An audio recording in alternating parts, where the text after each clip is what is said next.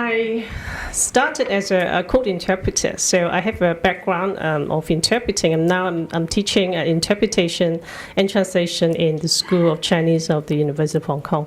So my target is interpreters, okay, of this project.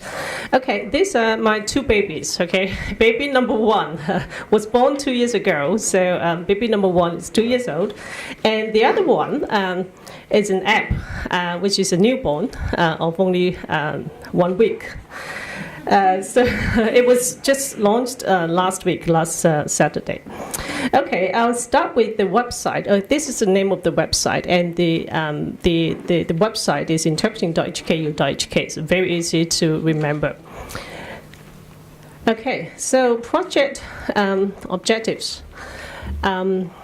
As I said, I have a background as an interpreter and interpreter trainers nowadays.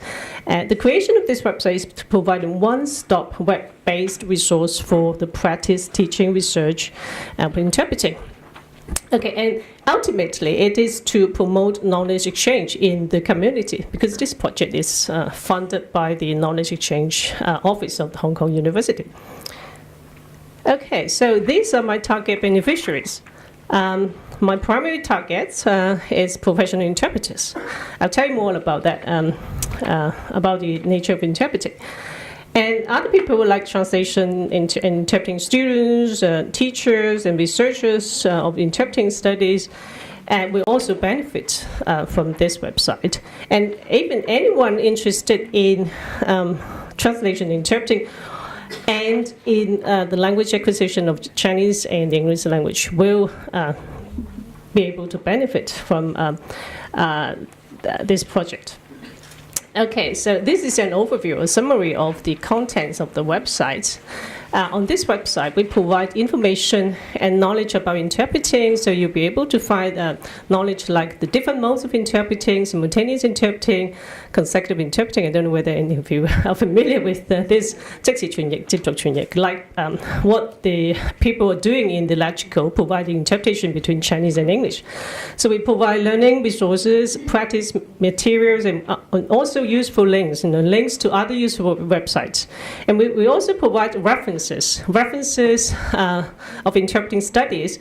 We put them into different categories like conference interpreting, community interpreting, and under community interpreting we have legal interpreting, medical interpreting. So you researchers will be able to benefit from the reference list we produce and upload it on the website. And we also provide news about conferences about interpreting, and also the activities we organized. And of course, the hallmark of this website is an up-to-date English-Chinese glossary of terms collected from the news and from the two other projects I have completed. I'll tell you some more details about this. Okay, so because glossary compilation is a big project for this website, and it's also an iconic feature of this website, I'll tell you more about this glossary compilation. And in fact, these two projects are the products of hard work of over many years, over 10 years. It all started with SARS. Okay. And if you're not too young, and I think you are old enough to have experienced the outbreak of SARS in 2003, you may ask, why it has anything to do with SARS. And if you remember how severe the epidemic was, and you will get some idea, about the situation back then, the epidemic was so severe that all schools, including universities, had to suspend classes for 2 weeks. Okay, so during these 2 weeks, I was thinking, now what I'm going to do with the students. I was teaching 2 classes of interpreting students. And every day, when you turn on the TV, you will be able to see a lot of news. If you turn on the radio, you'll be able to hear a lot of news about the latest situation, the update on SARS. And all these have in simultaneous interpreting provided on the spot. Okay, during that period of time, you were you're able to learn a lot of new terms like SARS. SARS is a new term. No? At the very beginning, we have a very long translation for that: severe acute respiratory syndrome, 嚴重急性呼吸綜合系統綜合症. It's a very long translation, and later on they just translated the acronym. They make it SARS. Okay, and at the very beginning they translated a typical pneumonia, 非典型肺炎. Okay, so you have all these kind of bilingual terms, all of a sudden in the media. And almost at the same time, there was a war going on between the US and Iraq. Okay, so a very depressing period of time. So I thought, well, instead of, I told the student, instead of sitting there feeling sorry for yourself and for other people, why don't we just make the best out of the worst? So we start, that's how we started doing this glossary compilation project. So I asked them to collect. I asked one class to focus on SARS and the other one on the US-Iraqi war. Okay, that is how it got started. And later on, this ad hoc arrangement has become a regular weekly assignment for my students. So I asked my students to collect terms from the news and submit to me, and I would check the sources and we edit them. And then I would upload it onto my personal website. That is a very primitive one, okay, just for this purpose. And onto the e-learning platform we were using at that time, which was WebCT, and now we're using Moodle. Okay, and so we share this list among the students, and then I would have a test on some of the terms to select from the list. Okay, every week we have a test on their bilingual terminology in Chinese and English. Okay, so I told you I had a background as an interpreter, so I know as an interpreter, bilingual compilation is indispensable. It's a very important practice, to interpreters. And this, of course, has a lot to do with the nature of interpreting, because interpreters work in real time, and if you come across a problem, there's no way you can tell your audience, no, hang on, wait, let me check my dictionary. Okay, there's no way you can do that. Unlike translators, if you work as translators, you have a lot of resources, okay, to get the terminology right. Okay, so very often they have to make split-second decision, and that decision, if you're not sure about that, that decision you make may entail some sort of risk, especially in some settings like healthcare settings or legal settings. Okay, accuracy in interpreting is very important, because any mistake you make can be a matter of life and death for you, or liberty or loss of it. Okay, so these are some of the examples of the terms we have collected, and it's now in our database, like 摸底, okay, soft lobbying and Brexit, and these are some of the terms are new, and we have the translation there. Okay, and we don't just provide the bilingual terminology in two languages. We tried as much, as far as possible, to provide the relevant news articles from which these terms are taken. Okay, so you have the contextual information, how these terms are used. And we also provide the link, the source of these news articles, so that users can click on the link to read the whole article. Okay, and this is a screen cap of the website.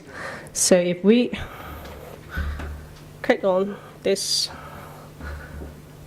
that would take you to the That would take you to the real website. Okay, so we have information about interpreting explained. So we provide information about differences between translation and interpreting, the different modes of interpreting, terminology relating to interpreting or things like that. Okay, so and we also made a video of the mode of interpreting, with students demonstrating different modes of interpreting. And these are the useful links you can click on to know more about that. And these are the references we have made. We put them into different categories about history of interpreting and what other simultaneous interpreting, consecutive interpreting, medical interpreting, and legal interpreting, etc., etc. Okay, so and this the news and events about interpreting. And now I'm going to talk about the hallmark, the iconic feature of our website. That is the glossary database. So if you go to the website and you put in a word like whatever word you wanted to search, like Brexit, if you type in BRE, and automatically they will give you the suggestion. So we call it fuzzy logic search engine, right?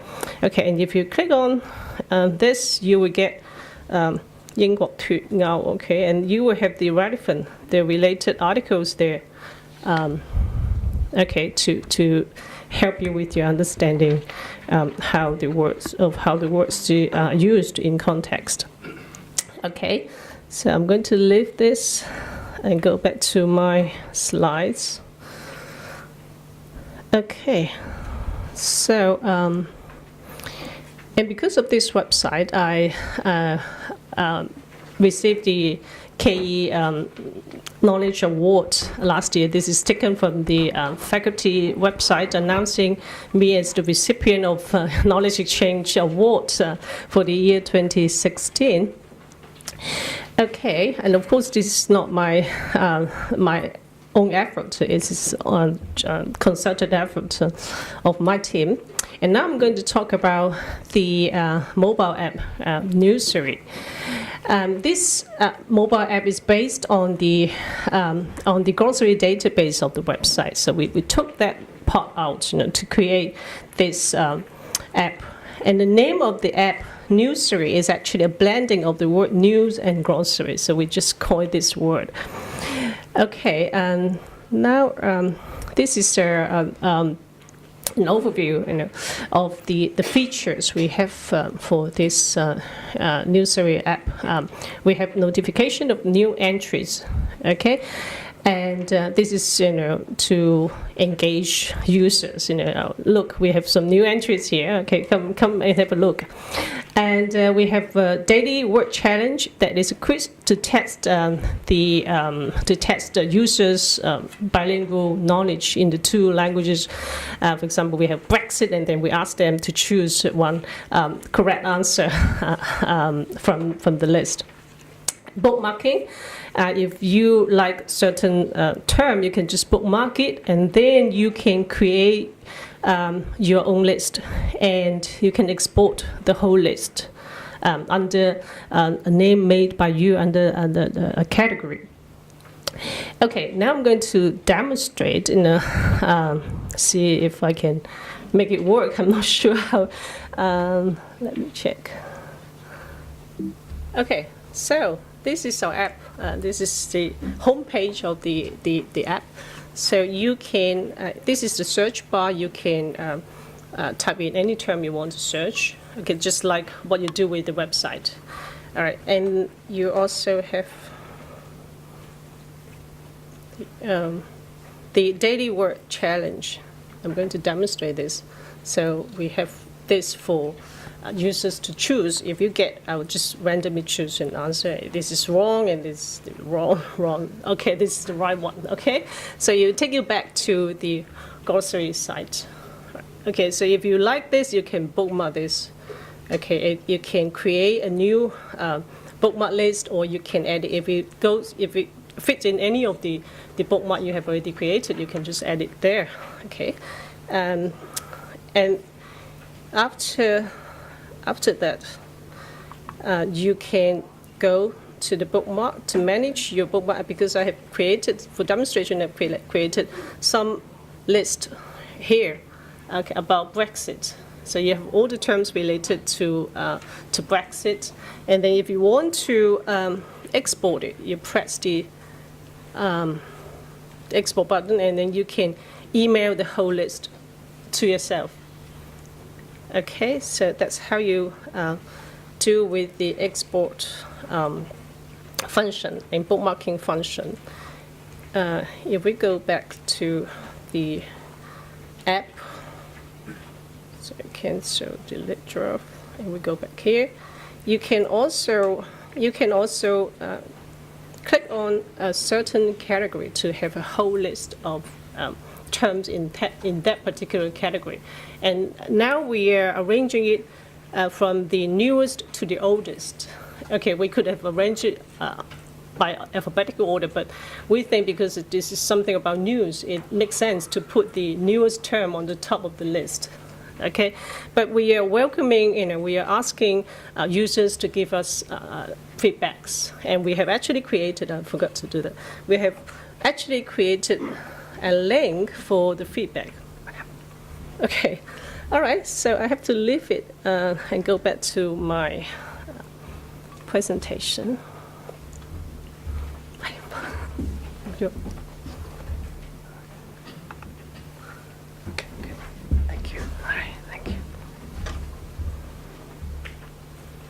Okay, now I'm coming to the acknowledgements, and these two projects would not have been, time's up, okay, I'm close to that, okay, I'm cool. Without the generous support of the KE office of our university, so altogether I have secured 3 project grants. One, the first 2 are for the website. Okay, one to start up the project, the website, and the other one to enhance the website. And the last one is for developing this mobile app. Okay, and I'm also grateful to the TLQC of Hong Kong U for awarding my 2 other projects. Okay, and these 2 projects do not actually directly contribute to the creation of the website and the app, but they did indirectly contribute to the expansion of the database. Because of these 2 projects, I was able to expand the database with a lot of bilingual legal terminology. Okay, these are the people who have helped, who have contributed to the glossary database, including my students, because of their weekly contribution. Okay, they help create this database. Research assistants and actors in the video, web designers, Hong Kong U colleagues, especially the e-learning team, we call it TELE.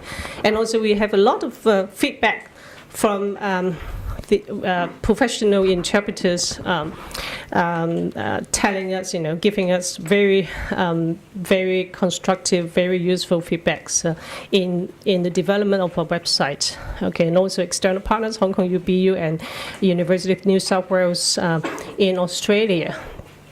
And this is the video we have produced to demonstrate the different modes of interpreting. And where to get them? Okay, this is the website of the resources for interpreting, and I was actually expecting, this the app to be available on both Google Play and App Store, but unfortunately, I don't understand why it took so long for the App Store to get the app approved. So we're still waiting for the approvals. Right now, it is under review by App Store, but it is already available on Google Play. So yeah, thank you very much. That's what I want to say. Thank you for your attention. I would welcome any questions you have for me.